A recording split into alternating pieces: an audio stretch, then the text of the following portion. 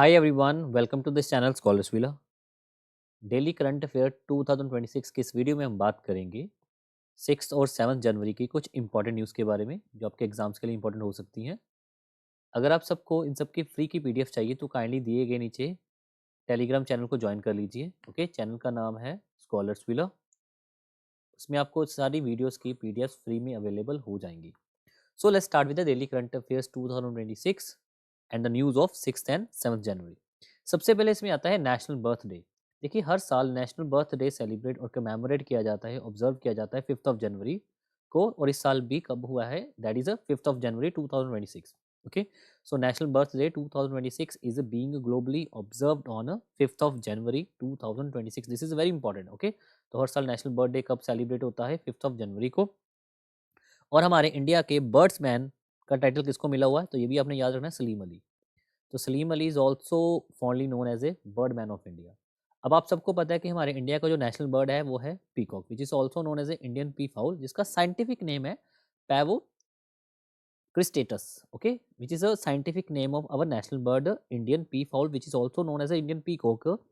And scientifically इसको क्या कहा जाता है? Pavo cristatus, and this is the national bird of India. Okay, 5 January, that is very simple news, very simple current affair. पर इसके साथ ये भी हमने याद रखना है कि जो हमारा नेशनल बर्ड है, सॉरी, उनको ये डिक्लेयर किया गया था 1963 में, due to its cultural, religious and ecological significance. Okay, तो नेशनल बर्ड कब डिक्लेयर किया गया था? 1963 में। और जो हमारा नेशनल बर्ड इंडियन पीकॉक है वो वाइल्ड लाइफ प्रोटेक्शन एक्ट 1972 के अंदर प्रोटेक्टेड है। Okay, which is a protected under the Wildlife Protection Act 1972. So this is a very important news about National Bird Day. तो 5 जनवरी and peacock Pavo cristatus national bird, और साथ में ये declare कब किया गया था national bird? That is in 1963। And Salim Ali is very important, is also known as a bird man of India. Next आता है समुद्र प्रताप। देखिए, हमारे जो डिफेंस मिनिस्टर है राजनाथ सिंह जी, सो इन्होंने Indian coast guard ship commission की है, which is known as a Samudra Pratap. Okay, और ये जो आपकी इंडियन कोस्ट गार्ड शिप है, ये डिज़ाइन किसने की है? तो ये बेसिकली पोल्यूशन कंट्रोल वेसल है। Okay, which is a pollution control vessel. And ये किसने डेवलप की है? Built by the Goa shipyard limited. क्योंकि पेपर में ये भी क्वेश्चन आ सकता है कि ये जो समुद्र Pratap which is a pollution control vessel, ये कौन सी कंपनी के द्वारा या कौन से बॉडी के द्वारा ये ऑर्गेनाइज बनाई गई, बिल्ट की गई है? तो गोवा शिपयार्ड लिमिटेड के द्वारा ये बनाई गई है। Okay, and this is the largest Indian coast guard fleet, और ये इंडिया की अब तक की सबसे बड़ी, which is the largest Indian coast guard fleet, जिसका वेट है approximate 4000 ton. And this is equipped with the advance recovery system to combat oil spills and protect marine ecology. ठीक है, so this is the first indigenous design pollution control vessel and the largest ship in Indian coast guard fleet till to date. तो अपने याद रखना है। तो कौन Sea fleet का नाम क्या है? समुद्र प्रताप। और किसके द्वारा बनाई गई है? Goa shipyard limited. And this is a basically pollution control vessel. Okay, and this is the indigenous and largest ship till date. Next आपका आता है टैक्सेशन ऑन टोबैको। आप सबको पता है कि 1 फरवरी 2026 से टोबैको पे नए टैक्सेशन रेट्स अप्लाई कर दिए जाएंगे। ओके, तो ये कब से इफेक्टिव होगा? 1 फरवरी 2026 को। और इसमें क्या किया गया? जो आपका सेंट्रल एक्साइज जो एक्ट है 1944 का, उसमें अमेंडमेंट की गई है। और उस अमेंडमेंट एक्ट का नाम क्या है? Central excise amendment act 2025, which amended the central excise tax 1944। Okay, तो इसमें बेसिकली क्या किया गया? तो ये जो आपका टैक्सेशन पे कौन सी मिनिस्ट्री के अंडर आएगा? तो ऑब्वियसली अवर फाइनेंस मिनिस्ट्री। ओके, तो इसमें क्या किया गया? एक्साइज ड्यूटीज ऑन टोबैको को रिवाइज किया गया। टोबैको रिलेटेड प्रोडक्ट एंड जो जीएसटी के दायरे में से आउटसाइड थे, उनको रिवाइज किया गया। तो this revise excise duty on tobacco related product which remains outside the full GST framework. Okay, इसमें जो दो मेन चीज़ें आपने याद रखनी, एक तो 40% जीएसटी और एक 18%। जो बीडी होती है, तो बीडी पे पहले टैक्सेशन था 28%, अब उसको कम करके 18% कर दिया गया। बीडी में कम कर दिया गया, पर pan masala, cigarettes, tobacco and similar products में जीएसटी के रेट्स को कितना कर दिया गया? 40%। तो ये रिवाइज किया गया। GST rate pan masala, cigarette, tobacco and other similar product पे 40% और बीडी पे 28 से 18 कर दिया गया। ओके, तो ये आपको नया अमेंडमेंट एक्ट आया है 1944 का चेंज करके, that is a central excise amendment act, and this was notified by our union finance ministry. Next आता है global environment facility, GEF. Okay, GEF ने 4 यूएन प्रोग्राम्स के लिए फंडिंग जारी की है। Okay, so global environment facility ने approximate $50 million approve किए हैं for the new 4 new environment programme. ठीक है, यूएन के एनवायरनमेंट प्रोग्राम है। ओके, इसका हेडक्वार्टर है नैरोबी, कीनिया में हेडक्वार्टर है यूनेप का। और 4 यूएन एनवायरनमेंट प्रोग्राम के लिए अप्रॉक्सीमेट $52.8 मिलियन अप्रूव किया है। और ये कब अप्रूव हुए, उनकी कौन सी काउंसिल मीटिंग में? 70th council meeting. ओके, तो 70th काउंसिल मीटिंग। यूएन की स्टैब्लिशमेंट 1991 में हुई थी। उसके बाद जो अर्थ की रियो समिट हुई थी वो 1992 में हुई थी, ब्राज़ील के रियो दे जनारियो में। ओके, तो ये आपने याद रखना है। इसके अलावा अगर हम ग्लोबल एनवायरनमेंट फैसिलिटी की बात करें तो बेसिकली ये फाइनेंशियल मैकेनिज्म है। तो जो कुछ कन्वेंशंस के लिए फंडिंग करता है, वो कन्वेंशन कौन कौन सी? एक तो है कन्वेंशन ऑन बायोलॉजिकल डिवर्सिटी। तो ये बहुत इंपॉर्टेंट है कि ग्लोबल एनवायरनमेंट फैसिलिटी कौन सी कन्वेंशंस के लिए फंडिंग जारी करता है, कौन सी कन्वेंशंस के लिए इसमें सेटिस्फाई करना पड़ता है पूरे वर्ल्ड को और पर्टिकुलर कंट्रीज को। तो एक आता है आपका कन्वेंशन ऑन बायोलॉजिकल डिवर्सिटी, दूसरा आता है UNFCCC that is united nation framework convention on climate change, third आपका आता है UNCCD that is united nation combat to convention to combat desertification, fourth आता है Stockholm POP that is the Stockholm convention on pollution organic pollutant persistent organic pollutant, fifth आता है आपका मीनामाता convention on mercury. तो ये आपके 5 कन्वेंशन बहुत important है। तो 5 कन्वेंशन किसके अंडर आती हैं? ग्लोबल एनवायरनमेंट फैसिलिटी के अंडर। ठीक है, the convention on biological diversity, UNFCCC, UNCCD, POP and Minamata convention. इसके अलावा 2 चीज़ें और अपने याद रख लेनी है। Biodiversity beyond national jurisdiction agreement also support implementation of Montreal protocol, जिससे ओजोन लेयर को प्रोटेक्ट किया जाता है। ओके, तो 5 कन्वेंशन इसमें आपकी इंपॉर्टेंट है जो मैंने यहाँ पर मेंशन कर दी है। So this is about global environment facility. Next है जस्टिस मोहम्मद मुश्ताक। देखिए, जस्टिस मोहम्मद मुश्ताक भी न्यूज़ में आया है बिकॉज जनवरी 2026 में सिक्किम के नए चीफ जस्टिस अपॉइंट हो चुके हैं।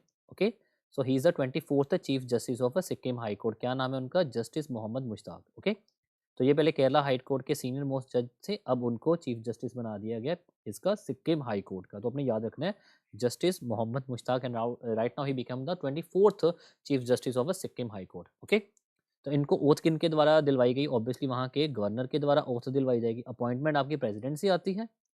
ठीक है, अपॉइंटमेंट प्रेसिडेंट से आती है और ओथ वहाँ का गवर्नर दिलाता है। So the office oath of office was administered by the Om Prakash Mathur which is a governor of Sikkim.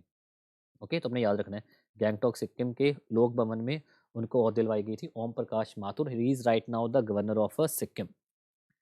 Next है सोमनाथ टेम्पल। देखिए, सोमनाथ टेम्पल क्यों न्यूज़ में इस बार आया है? बिकॉज जब महमूद गजनी ने हमला किया था, डिस्ट्रॉय किया था सोमनाथ टेम्पल को अप्रॉक्सीमेट 1026 एडी में, तो उसके अब 1000 ईयर्स, ठीक है, 1000 ईयर्स सर्वाइवल के कंप्लीट हो चुके हैं। तो इसलिए प्राइम मिनिस्टर नरेंद्र मोदी जी ने उन 1000 ईयर्स को एक हाईलाइट किया। ओके, सो महमूद गजनी ने कब डिस्ट्रॉय किया था? 1026 में। तो 1000 ईयर्स कंप्लीट हो चुके हैं सर्वाइवल के, तो अब 2026 में प्राइम मिनिस्टर मोदी जी ने इनको एक कमेमोरेट और यू कैन से हाईलाइट किया। ओके, तो सोमनाथ टेम्पल जो लॉर्ड शिव का टेम्पल है, ये 12 ज्योतिर्लिंग, जो 12 सैक्रेड ज्योतिर्लिंग है हमारे इंडिया में, उसमें से उसमें से one of the important jyotirlinga, ठीक है, जो डेडिकेटेड है लॉर्ड शिवा पे। Okay, and this is often called the eternal shrine. तो आपने याद रखना which is also known as eternal shrine. Okay, and ये कहाँ पर सिचुएटेड है? देखिए, ये गुजरात में सिचुएटेड है। सो ओके, तो situated on the Arabian sea coast. तो यहाँ पर 3 रिवर्स का मिलन होता है। This is called the Triveni Sangam. Okay, तो Sangam means confluence of 3 rivers. तो अपने याद रखना है सोमनाथ टेम्पल गुजरात में, अरेबियन कोस्ट में, और there is a Triveni Sangam, 3 river का संगम है, कपिला, हिरन एंड सरस्वती रिवर। अपने तीनों रिवर्स याद रख लेंगे। ओके, कपिला, हिरन एंड सरस्वती रिवर, इन तीनों रिवर्स का वहाँ पर मिलन होता है। So this is one of the important Jyotirlinga dedicated to the Lord Shiva, and Prime Minister Narendra Modi ji highlighted the 1000 years of Somnath temple. Next आता है फर्स्ट अर्बन नाइट सफारी। देखिए, first urban night safari आपने याद रखना है लखनऊ में ये introduce की गई है। ठीक है, लखनऊ यूपी में। So Lucknow is set to introduce India first urban night safari at Kukrail forest area. तो वहाँ पर भी कुकरेल रिवर भी है वहाँ पे, which is marking a unique blend of wild life conservation and city based tourism. तो ये आपने याद रखना है। Okay, first urban night safari in Lucknow. Okay, next है सूर्य अस्त्र रॉकेट सिस्टम। हमारी इंडियन आर्मी ने 293 करोड़ का कॉन्ट्रैक्ट किया है सूर्य अस्त्र रॉकेट मिसाइल का। तो सूर्य अस्त्र रॉकेट मिसाइल ये कौन सी कंपनी ने बनाया है? तो ये एक प्राइवेट डिफेंस मैन्युफैक्चरर है, कंपनी जिसका नाम है Nibe limited. Okay, NIBE limited. So this is a private defense company. So Indian Army has signed a 293 crore contract with the private defense Nibe limited. और ये कौन से कंट्री के साथ साथ में कोलैबोरेशन है? इजराइल के साथ। ये भी आपने याद रखना है। Okay, with the collaboration with the Israel to supply the Surya Astra rocket launcher system. Okay, Indian army and Nibe with the Israel. अब इसमें और क्या क्या चीज़ें आपको याद रखनी है? तो this is the India first indigenous universal multi calibre rocket launcher system. Okay, India first indigenous universal multi calibre rocket system, this is developed by the Pune based Nibe limited collaboration with the Israel Elbit system. Okay, तो इजराइल की कौन सी company? Elbit system. अब इस missile की बात करें तो मिसाइल की जो रेंज है वो है 150 से लेकर 300, अप्रॉक्सीमेट 150 से लेकर 300 किलोमीटर की इसकी रेंज है। And this is advance long range rocket launcher system. Okay, तो ये भी आप याद रख लेना। So this is advance long range rocket launcher system and range is approximate 150 to 300 kilometre. So this is about a Surya Astra rocket system. Next है ninth Siddha day. Bharat सरकार ने नाइन्थ सिद्ध डे को कमेमोरेट किया, सेलिब्रेट किया है। So ninth Siddha day is observed on 6 January. Okay, 5 जनवरी में मैंने भी बताया that is a national birthday. तो 6 जनवरी 2026 that is a ninth Siddha day as a. अब ये क्यों सेलिब्रेट किया जाता है और कौन से लॉर्ड के साथ? क्योंकि अब इसमें पहले बात करते हैं मिनिस्ट्री की। तो कौन सी मिनिस्ट्री आएगी? तो मिनिस्ट्री आएगी इस पर ministry of Ayush and with the end this support with the Chennai के साथ। ठीक है, so this event will organized in Chennai with the support of Ministry of Ayush. And the ninth Siddha Day, observed on 6th of January 2026, as the Ahilям star falls on this date in the Tamil month of Margasi. And Siddha Day is observed annually to commemorate the birth anniversary of Siddhar Agathir. Okay, जिनको medicine सिद्ध medicine का father भी कहा जाता है। और theme था सिद्ध for global health. Siddh for Global Health. This was the theme of a 2026 9th Siddh Day on falls on 6th of January 2026 and the birth anniversary to commemorate the birth anniversary of Siddhar Agathir, and this is also known also regarded as the father of Siddh medicine. Okay, so this is about a 9th Siddh Day. Next आता है national Saras मेला। ठीक है, सारास मेला ये कहाँ पर inaugurate हुआ है? यहाँ पर इसका वेन्यू कहाँ पर था? तो वेन्यू था गुंटूर, आंध्र प्रदेश। ओके, ये चल रहा है एक्चुअली ये प्रॉपर एक वीक और एक नंबर ऑफ डेज इस ये मेले में मेले में नंबर ऑफ डेज यहाँ पर आएंगे। So Guntur Andhra Pradesh is host a major national event which is called the national level Saras Mela 2026। अब सारास की फुल फॉर्म पता होनी चाहिए। तो सारास की फुल फॉर्म है क्या? That is a sale of articles of rural artisans society. Okay, ये फुल फॉर्म है आपकी सारास की। जो रूरल आर्टिसंस होते हैं, उनकी सोसाइटीज़ होती हैं, उनके आर्टिकल्स को सेल किया जाता है वहाँ पर। ओके, तो ऑब्वियसली अगर रूरल आर्टिसंस की बात करेंगे तो कौन सी मिनिस्ट्री इस पे काम करेगी? Ministry of rural development. Okay, ये मिनिस्ट्री काम करेगी। तो ये जो एक प्रेस्टिजियस फेयर है और दिस जो एक मेला है, ये 6 जनवरी से लेकर 18 जनवरी तक आपका कहाँ पर होगा? ये आपका इंडिया में। ओके, तो सारास मेला रूरल डेवलपमेंट मिनिस्ट्री के द्वारा। और इसमें बेसिकली सारास की फुल फॉर्म भी क्लियर हो गई है। अब इसमें ये इनिशिएटिव किया है ministry of rural development to provide a platform for self help groups, women, rural artisan to market and sell their handcrafted product like textiles, handicraft, organic food, promoting rural enterprises and empowerment. So ये था आपका national Saras Mela. Okay, Guntur Andhra Pradesh में ये host हुआ है।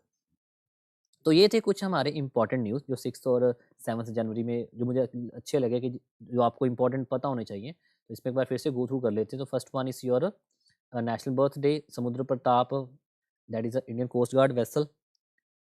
Taxation of tobacco, ये 1 फरवरी को होगा। ग्लोबल एनवायरनमेंट फैसिलिटी जिसके अंदर कन्वेंशन हमने पढ़ ली, 5 कन्वेंशन पता होनी चाहिए। जस्टिस मोहम्मद मुश्ताक है। सोमनाथ टेम्पल इंपॉर्टेंट है। फर्स्ट अर्बन नाइट सफारी आपके लखनऊ में। सूर्य अस्त्र रॉकेट सिस्टम जो आपका नाइब विद इसराइल के साथ कोलैबोरेशन करके इंडियन आर्मी ने कॉन्ट्रैक्ट किया है। 9th Siddha day. Okay, Tamil month and Margazhi and उसके बाद थीम क्लियर होना चाहिए और सारास मेला। ओके, सो अगर आप सबको ये वीडियो अच्छी लगी हो so kindly subscribe this channel, share this video, like this video. इसके अलावा अगर आप सबको पीडीएफ्स भी चाहिए तो मैंने आपको पहले भी बता दिया, टेलीग्राम चैनल को ज्वाइन कर लें, वहाँ पर आपको इसकी फ्री की पीडीएफ भी मिल जाएगी। Okay, so this is for today in this video. Thank you.